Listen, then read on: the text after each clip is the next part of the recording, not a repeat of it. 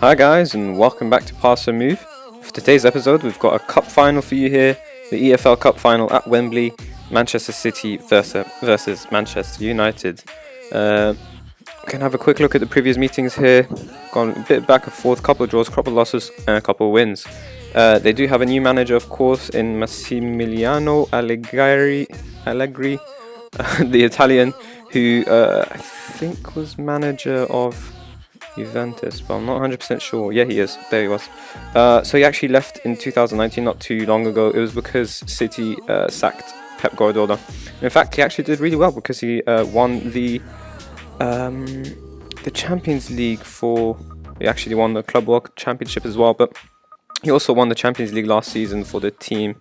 The European Super Cup as well, so doing a decent job for C. But in terms of what's been going on since we last spoke, I'll quickly show you the Premier League table as well. Just a couple of updates really. As you can see, from first spot to fourth spot, there's only 3 points separating the teams, so it's incredibly tight this year, unlike any other previous seasons or previous episodes, in fact. And it's all been really tight, basically. It's too close to call. It's 4 teams going for the title. I'm considered an outsider, but we're still only 8 points away from the top, really, so you never really know. But yeah, in terms of the games themselves, much improved form. So this is a little bit of form here that was awful. After that, we've improved. So since the last game, which was the 3-1 win against West Ham, we managed to also beat Crawley in the FA Cup 3-0 through James Wilson, Rashford and Herrera. What I've mentioned before, which is it's a perfect win. You score 3 goals and you concede none, so nice little clean sheet there. 0-0 draw against Wolves was disappointing, but we did manage to beat Arsenal in the EFL Cup with quite dominant performances, basically 4-2 win there and a 4-1 win there. That sent us into the final with City, but we did lose against them in the Premier League, which is where it mattered. Hopefully that won't come and backfire on us. But we did manage to beat Newcastle 3-2. Quite a decent game. Kostas Manolas is actually a new player for us. I'll explain exactly what's been going on in terms of transfers since we've moved on from there. But yeah, the brace there pretty much helped us move on with the game, and we got a third. Well, I mean, it was 2-1, then we got a third to make it a little bit comfortable, but then they made it a little bit more uncomfortable first there in the 88th minute. We did also beat West Ham in the FA Cup 4th round, 3-0, nice dominated performance, 4-0 against Watford through Mkhitaryan, Marshall and Tahith Chong, who's been an incredible player for us so far. My only concern is he hasn't really developed yet. He's still stuck on 2 stars. But he has been performing really well. 21 starts, not appearances. The appearances in total is 30. But yeah, 21 starts, 8 goals, 7 assists. So not bad at all for his first season. We also beat Leicester 2-1, double through Adnan Januzaj, making it comfortable for us. Demarai Gray equalised, but thankfully Januzaj is the one that scored the brace. He's been doing quite well himself so far this season too. 28 starts, 10 goals, 6 assists. Definitely a first choice ahead of Mata. He's got a little bit more improving to do, and he should, if he matches that means he'll actually end up being a leading player for most Premier Division sides. I don't think it says that he's going to improve anymore, but I would expect it. He's 25, maybe a little bit more. If not, we might have to move him on. But anyways, after that Leicester game was an Aston Villa 2-0 win through Mata and Wilson. Both goals coming in the second half. They got Marcus Henriksen sent off in the 5th minute. You would have thought that we would have gone on to score plenty more, but they made it uncomfortable for us until we forced it in the second half. Sevilla also managed to play a really good game, beating them 3-0. That's the first leg, so it was all away goals. Hopefully they won't score against us in the home game, the second leg, and we should be alright. We should go through what's his name? Tahith Chong assisted all 3 goals, and Mkhitaryan and I think Wilson were the ones who put away Mkhitaryan brace. If this ever loads, I can show you exactly what's been going on since. So we beat Leicester 1-0 as well in the FA Cup 5th round. This one was an away game, just the same as the Premier League one, and we still managed to beat them again.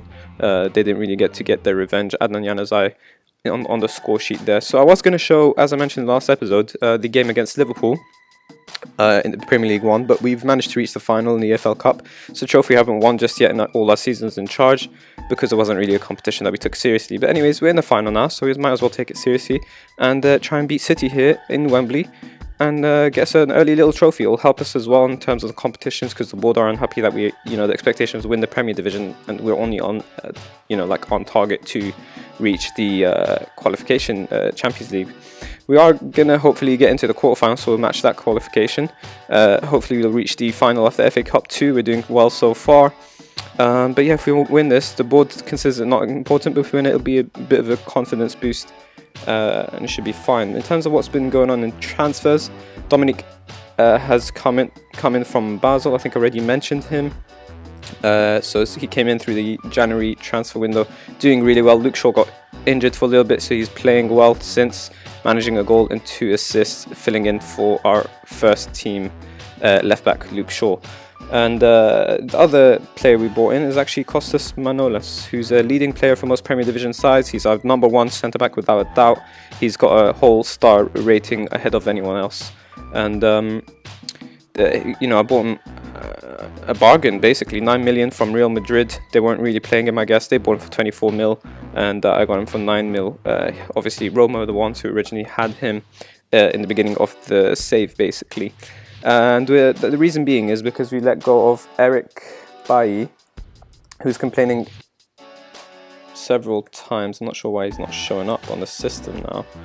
A little bit unusual. Oh, there he is. But yeah, we had to sell him to the Chinese league, I think, Tianjin Quanjian. Anyways, sold him for a decent price, I think 22 million. I don't think we bought him for any more. We'll have a look here. Apparently, according to the game, we bought him for 32 million. We sold him for 22. That's not too poor. As you can see here, there's only one season where he really played the majority of games. This season, he only played 8 games, and he was quite unhappy about that. I was sick of him complaining, and he just basically demanded to leave, so I sold him. And we brought in a more than capable centre-back who was higher rated than him anyways. So good for us. Plenty of experience there, and he's 28 years of age.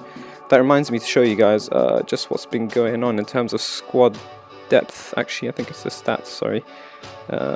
Or was it comparison? I think it's comparison. In terms of age, we have the lowest average age of all the Premier League teams, and the reason being is that we have a young squad, obviously.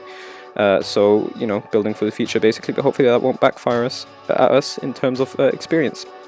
A couple of players were injured for quite some time during these fixtures, but we still managed to win the games nonetheless. And some of them are coming back. Axel Tuanzebe has been out for quite a while with the injury, which was a damaged Achilles tendon. It's 3 months in total. Hopefully he'll be back soon. And Verratti is not out for that long either. He'll be back soon, but he was out for a little while. So Neil Oliver's been filling in, and he's been doing okay. 6.88 average rating, not too bad. He's featured only in 8 starts, so that kind of tells you that he hasn't really kicked on in the same way that Tahith Chong has. But he is expected to be higher in terms of potential. I think the assistant manager rated him to be as good as Verratti. But anyways, we'll find out. You never know how players will develop. Anyways, let's get into today's game. I think we've pretty much covered everything that's been going on. I'll show you the lineup in just a second. Rashford's only just come back from injury, so Tahith Chong will continue playing. Adnan Januzaj keeping his spot. I think Marshall will be playing for us up front. We'll have a look for it here when everything loads up. So apparently odds are we're favourites. The expert thinks that we're going to go into a penalty shootout. I think it's a little bit more likely considering they have a world-class lineup basically. Griezmann's still there. I think Aguero might be injured, I guess, unless they're just not playing him because they don't really care about the competition. But it seems like our lineup is a little bit more serious than theirs are. I think the only first-team players I can think of is Griezmann and Otamendi, but we'll see. Obviously Hart as well, but yeah, the players that we are playing with, let me just go back to the lineups. Yeah, Marshall, Chong, Januzaj, Mkhitaryan, Oliver, Pogba, Dominic, Jones, Smalling and Darmian. Pretty much a standard first choice 11. Oliver and Darmian being the exceptions, as well as Dominic, but Dominic's more than capable, and Luke Shaw was injured, of course. But anyways, let's get into today's game. And apparently we're huge underdogs. That's a bit unusual. I think I'll tell my players that they deserve the trophy and I expect them to win, and let's see if they can deliver. David De Gea obviously playing the most number of games out of the whole squad with 43. I don't really rotate my goalkeeper. Joel Pereira is a backup, and obviously he's pretty unhappy with his game time, of course. You can't really expect him to be happy with that sort of thing when he's not really involved. But yeah, coming out in Wembley here, bunch of blues and reds mixed about, which is a bit unusual. Normally there should be assigned seating, because otherwise that's a bit of a mess.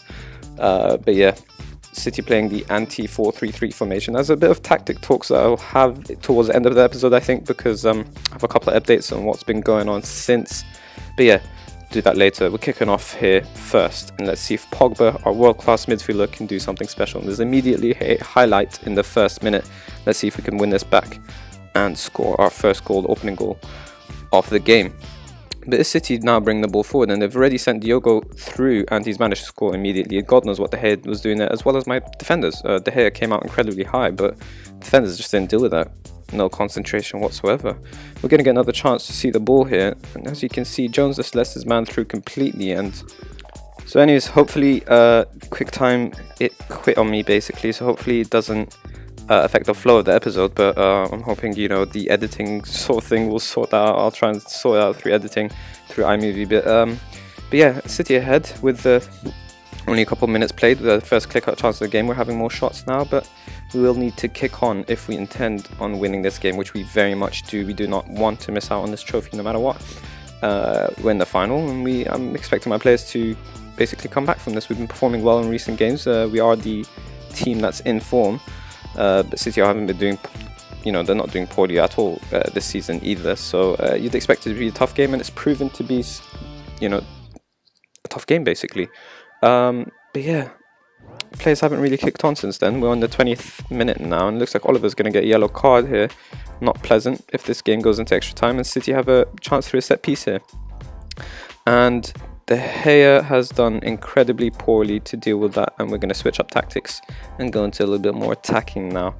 God knows what De Gea was doing there either, but we'll get another chance to look at it through a 3D replay. We beat City in the FA Cup final last year, if you guys remember, so I guess this is kind of their revenge. De Gea coming out completely there and just flopping. Jones not being able to deal with it either, and my defense that used to be reliable is no longer reliable. For some reason, David De Gea has come out of that. You know, his rating hasn't declined whatsoever. But my defenders has a little bit. But anyways, we're going to get a chance here. We have switched to attacking, so maybe we can do something. Instead, we lose the ball, and it is City on the counter. Can we deal with this before they put a cross in? And they do, and that is Diogo. Is that Diego or Diogo? Anyways, Jota is the one who scored their third, and it looks like the game's already over before half time. And unfortunately, we have to watch that through 3D again. But yeah, my team struggle with these sort of cutback goals. I think it's just a bit of a match engine exploit, really, because even my team pull cutbacks like that and we score through them all the time. But yeah, Pogba's going to get a chance through a set piece, and he scores, and that's hopefully going to put us, you know, leave us with something from the game. Incredible free kick, and we're going to get another chance to see a top corner. Joe Hart has no chance, and the wall doesn't even jump, so that's great for us. But yeah, maybe we can recover from this if we get another before half-time, or maybe my half-time tea talk will inspire my team. And it looks like we're going to go on an attack here through Marshall. He finds Januzaj, and Januzaj fails to put an absolute sitter into the net, and I can't believe that, because that would have been our second, and that would have made City very uncomfortable before half-time. But there is one more highlight before half-time by the looks of it. It is the 43rd minute, and it is City bring the ball forward here. But instead we win it back, and Chong has a chance to do something special here, and it's going to be Marshall who scores from outside the box, and that is one hell of a goal, bottom corner, and not even you know, like a high goal. I guess it's a goal that was low on the floor, so goalkeeper stood no chance. Joe Hart there completely caught off guard, probably could have done a little bit better, but yeah, Marshall keeping that on the floor is exactly what helped him there. And it looks like my team have finally responded after they've gone 3-0 down. This is a bit unusual. Still going to tell them off anyways, but let's see if they can get a third, basically. And if Januzaj scored, that would be 3-3 already. So this is a crazy game, basically. My players are looking motivated, fired up, and inspired. So hopefully we can get a third now. It seems switching to attacking has helped us a little bit more, but it's also has also left us basically quite exposed. And you know, we're hoping that City don't expose that just as they did earlier. We need to stay on the attack though. We can't switch to counter or any of the sort, basically. But yeah, I'll talk to you guys about the tactics after this episode of what's been going on. I've got a couple of notes here with me as well. Hopefully this will benefit you guys just as much as it's benefited me, and it explains my recent good form for the team, essentially. And yeah, we're coming up to the 60th minute here, so we're going to look to make a couple of changes. No one's incredibly tired, but Neil Oliver is on the yellow in a final, so we're going to bring on Herrera, who normally doesn't really do the deep line playmaker role, but we're going to have to bring him on just for the sake of, because it's a final, otherwise I wouldn't bring him on. Smalling's had a poor game. Januzaj, you know, no one's having an incredibly poor game, just quiet games really, so we're going to give them a little bit more time, up to the 70th minute or so. This game might go into extra time as well, so we need to be smart with our subs, and there's going to be an immediate highlight here, and it looks like it might just go our way, hopefully. You know, might curse that, but Januzaj plays an incredible ball through to Chong, and he's fouled by Tin Jedvaj? I don't even know how to say that name, but either way, we've got a penalty, and hopefully Marshall can tuck this away for us, and he fails to do so, and that is our second clear-cut chance of the game, equal to City's 2, and we've failed to score 2 absolute sitters, with 2 of our goals actually being incredible goals, and we're the ones who've given away a foul, penalty, not even a foul, through Jones, and it looks like City are going to immediately, maybe possibly get their 4th. You never know with David De Gea. He's an incredible goalkeeper. Maybe he can save this just as he did in the last episode, or maybe the episode before, I can't really remember, but let's see if he can do that, and he doesn't. Unfortunately, City capitalise on their important moments, and we flounder ours, and that's going to be their 3rd clear-cut chance of the game. In terms of stats, we've pretty much matched them, but really just haven't been clinical, basically, which is unusual for my team. But either way, coming up to the 70th minute here, we might need to make a couple more saves. This game has had an incredible number of highlights, and that pretty much tells the story of the game. And it looks like City are going to get their 5th here through Antoine Griezmann. Thankfully, that hits the post, and we're going to maybe deal with this. I guess we're not. City look like they're going to have another chance with Sterling here. Finds Griezmann, the danger man. Jones does well to win the ball there. And that's the end of the highlight. We're 70th minute here, so we need to make a couple of changes. I think I will bring on Mata for Januzaj, who's had an unusually quiet game. And the other logical change would be to bring on Lingard for Mkhitaryan, who's also been a little bit quiet. We're going to switch him to the winger role. And I just realised that I've been playing Dominic as a wingback the whole time, despite even Tai Chong has been a... Normally he's a winger. Wow, that's poor by me. I think it's because when I switched tactics, the attacking one has set them on, and I accidentally told Matt I have nothing specific for him, even though I meant to say that I have faith in him.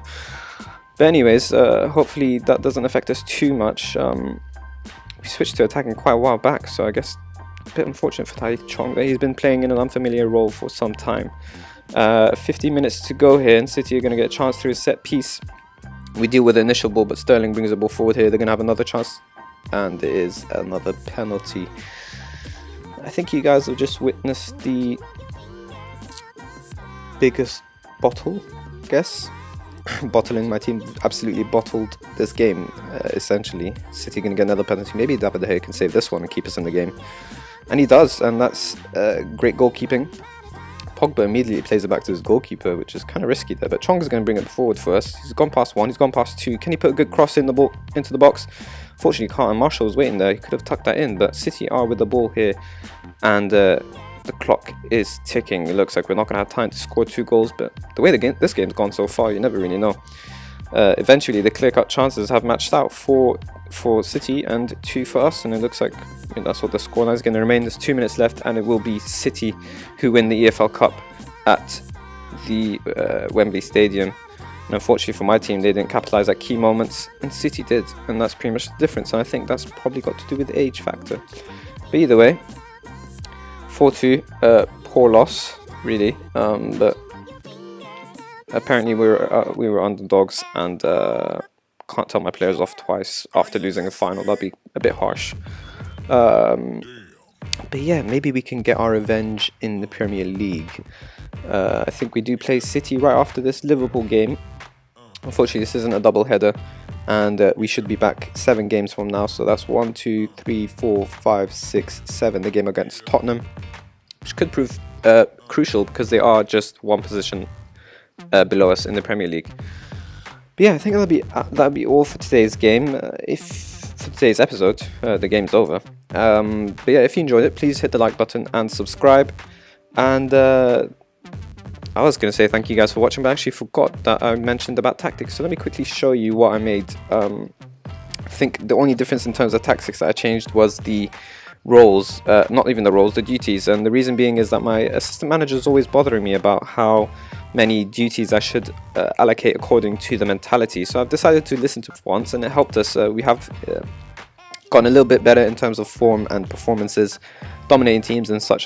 So I'll share you the bits of instructions for. So apparently for a control mentality, you should have around 4 to 5 support duties and 2 to 3 attacking duties. So that's what we've done here. We've given Marshall, Chong and Januzaj the license to attack, and the rest will be on support duties, as well as a couple of defend duties there as well. Standard is 5 to 6 support duties and 1 to 2 attacking duties, but I'm not really playing with a standard one.